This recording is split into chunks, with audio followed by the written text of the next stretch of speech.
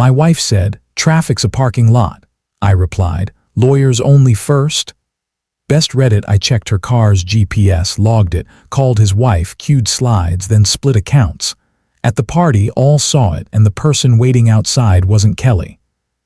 Original post: I am 34, male. My wife, Kelly, is 33.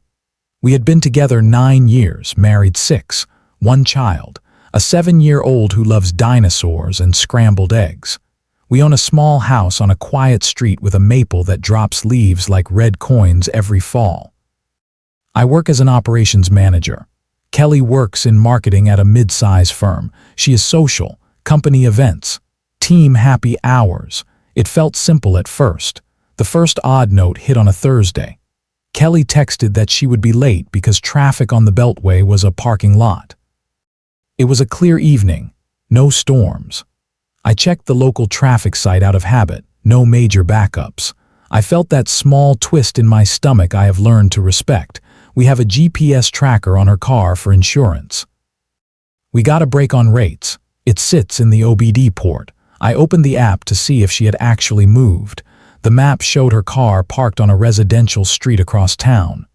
The pin sat 2 blocks from work, same spot for 40 minutes. I zoomed in. The address matched a name I knew from her stories. Derek, work friend, smart. Great team player, married. I had met him twice at the company picnic. He grilled hot dogs like it was a sport. I did not call. I did not race into anger. I set down my phone and drank a glass of water. I wrote the date and time in a small notebook I keep by the microwave for grocery lists and reminders. Then I opened my email and searched for the company directory message from months back. It had a link to the employee announcements.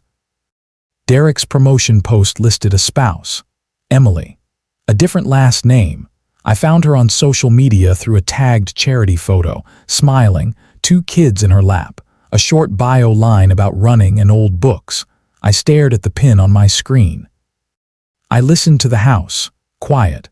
Our son worked a puzzle on the living room rug.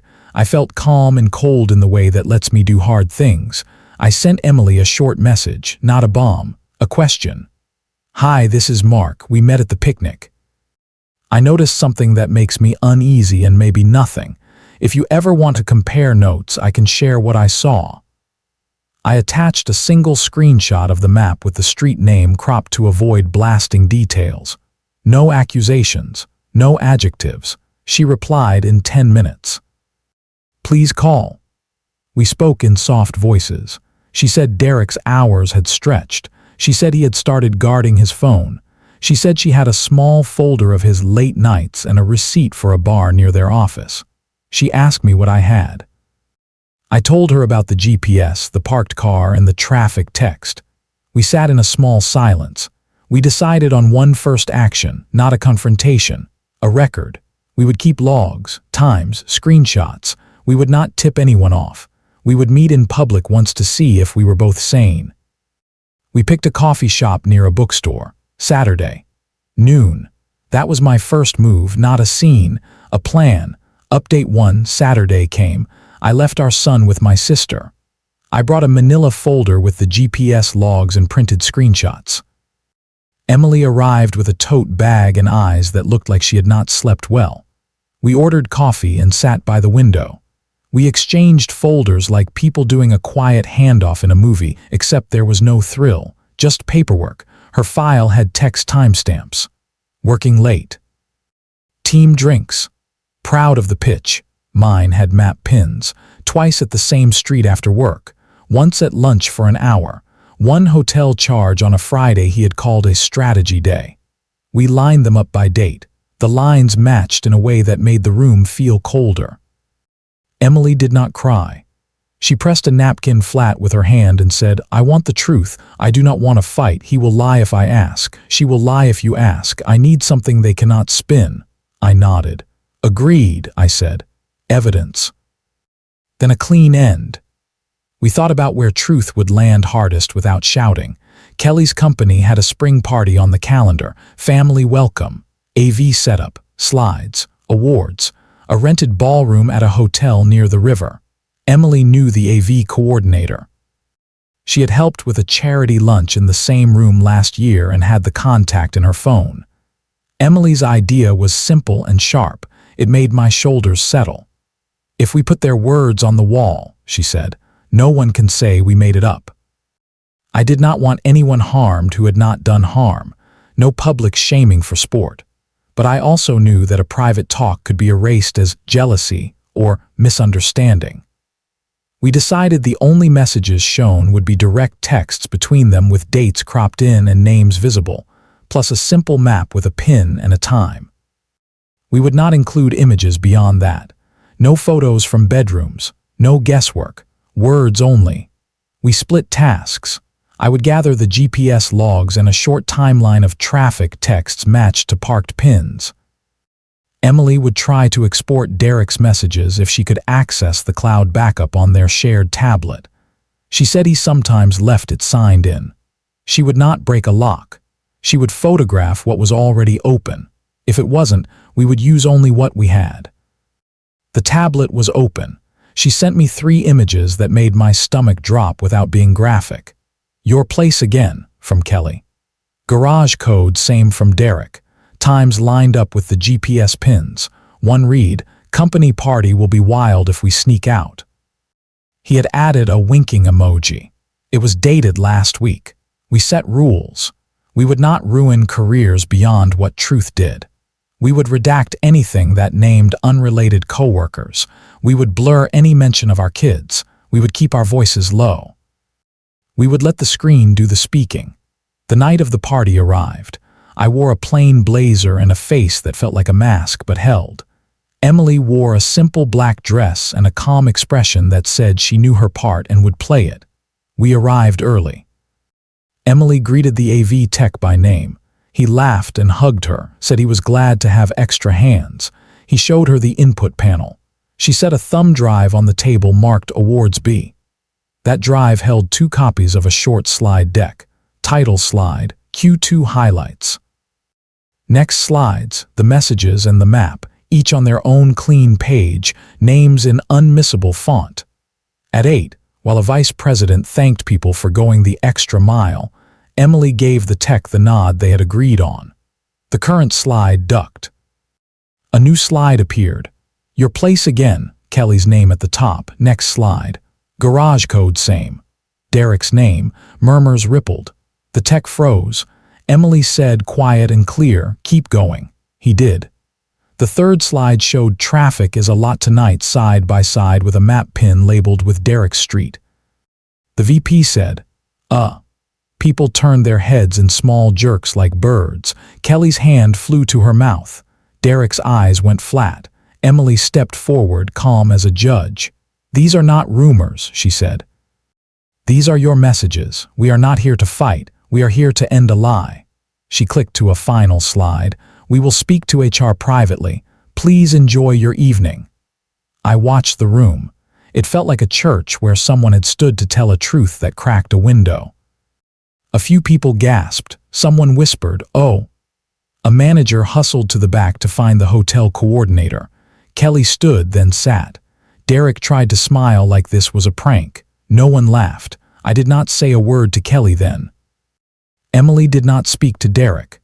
We left through the side door and stood in the alley where the hotel stored the spare chairs.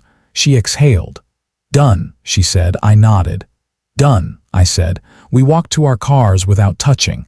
Update 2: Fallout arrived in tidy beats. I slept on the couch that night. In the morning, Kelly came home early. She stood in the kitchen like a person who had been spun around and set down on a floor that moved. "We need to talk," she said. I said, "We will only talk with a counselor or lawyers present. For now, text about our son and logistics, nothing else." She said, "You ambushed me." I said, "I showed your words." I called a lawyer recommended by a friend. I asked for boring. He said, "Separate finances now, protect your accounts, document custody. Keep a log." He told me what to gather: pay stubs, the mortgage, child schedules. He said, "Do not engage in fights. Judges like quiet people with neat folders." I can do neat folders. I opened new checking and savings at a separate bank. I changed passwords. I moved my direct deposit. I printed a month of messages and the slides and put them in a binder. I wrote a short letter asking Kelly to leave for a week while we set a schedule and found a mediator. She refused. The lawyer sent a temporary separation agreement request. She agreed the next day after a call with HR. HR had placed her and Derek on leave pending review. That was not my doing. That was their policy. On social, the noise started.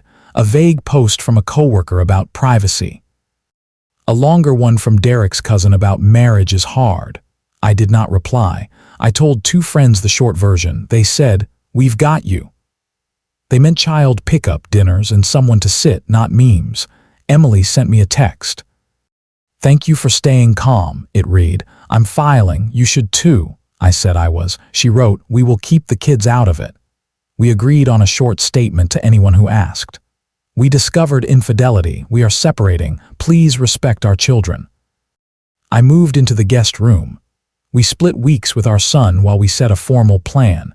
I took him to the park and did not speak ill of his mother. He asked why Mom was sad. I said, "Grown-ups made mistakes and we are fixing them." He accepted that like kids do when you give them a clear wall to lean on. Derek's job did not last. HR ended his employment after review. Kelly kept hers with a demotion and a transfer to a different team with a different location. Emily changed her locks and met with a lawyer too. She sent me a photo of a small whiteboard where she had written dishes, mail, naps for her kids' day while she made calls. We sent each other 2 or 3 messages a week, all practical. No flirting. No heat. We were 2 people holding ropes on a bridge that used to be steady. By the end of month 1, we had a temporary custody schedule in writing. By the end of month 2, I signed a lease on a 2-bedroom apartment 8 minutes from our house. Close enough for school, far enough for sleep. I bought 2 sets of everything. Socks, sandwich boxes, dinosaur sheets. I put a calendar on the fridge with color-coded days. I formed a habit of texting Kelly confirm pickup location as a full sentence. She replied in the same style. We kept it dull. Our son settled. Update 3 months in, Kelly asked for coffee. 30 minutes, public, please, I agreed. We sat at a small table by a window. She looked smaller and older. No makeup. Hair pulled back. She held her cup with both hands like warmth could become a decision. "I am in counseling," she said. "I am ashamed of what I did. I'm not asking you to take me back. I am asking you to consider family counseling for co-parenting." I said, "Yes to co-parenting counseling, no to anything else." She nodded. "I told HR everything," she said. "I took full responsibility. I have a different office. I drive a different route." I blocked him. I wrote Emily a letter. She did not reply. I said, "That is hers to decide." Kelly's eyes filled and cleared. "I want to be a good mother," she said.